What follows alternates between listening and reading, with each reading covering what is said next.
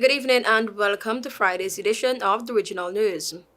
Prime Minister Stroti Young says U.S. Secretary of State Marco Rubio has given assurance that the United States will not harm Trinidad and Tobago. He revealed this twice during his post-cabinet media conference as he opened up about a meeting with Rubio on Wednesday in Jamaica. Young hailed as a very good meeting with Rubio.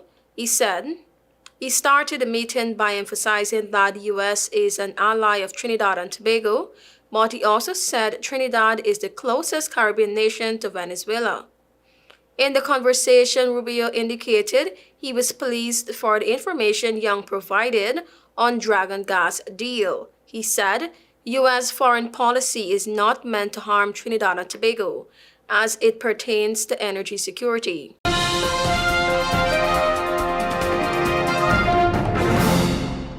A majority of judges on Brazil's Supreme Court reviewing charges against former President Jair Bolsonaro on Thursday voted for him to stand trial for allegedly conspiring to overthrow the government after he lost a 2022 election. The first three members of the five-judge panel voted to put Bolsonaro on trial.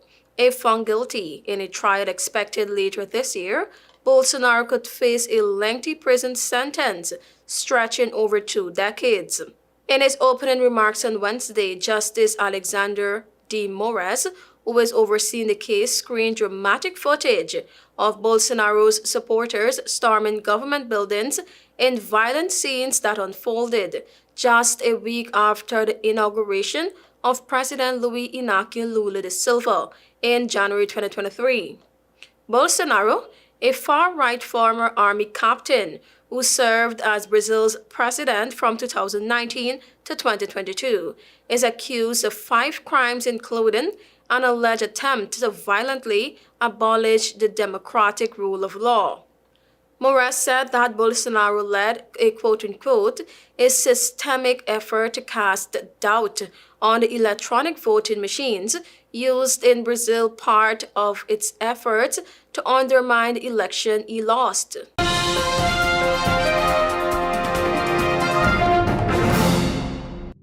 A U.S. appeals court on Thursday upheld a lower court's temporary block on the Trump administration's deportation of some Venezuelan immigrants under a little-used 18th century law. The decision by the U.S. Court of Appeals for the D.C. marks a defeat for Republican President Donald Trump, who argued U.S. District Judge 2-week ban on deportations under the 1798 Alien Enemies Act encroached on the executive authority to make national security decisions. A 3-judge panel voted 2-1 to uphold a block on deportations.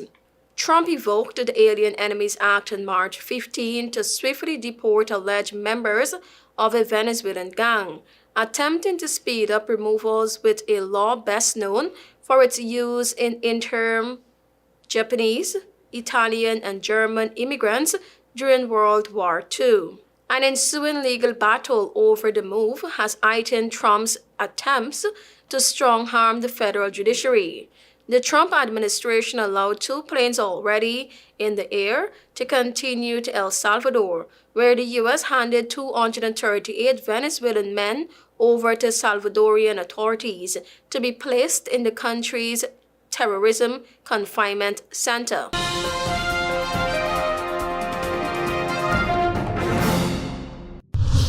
And now for some international news. A magnitude 7.7 earthquake central struck Myanmar on Friday, killing at least 150 people.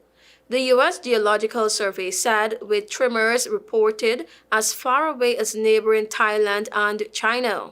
In Bangkok, around 1,000 kilometers from the epicenter, a high-rise building under construction collapsed, with Thai media saying 43 people were possibly buried alive.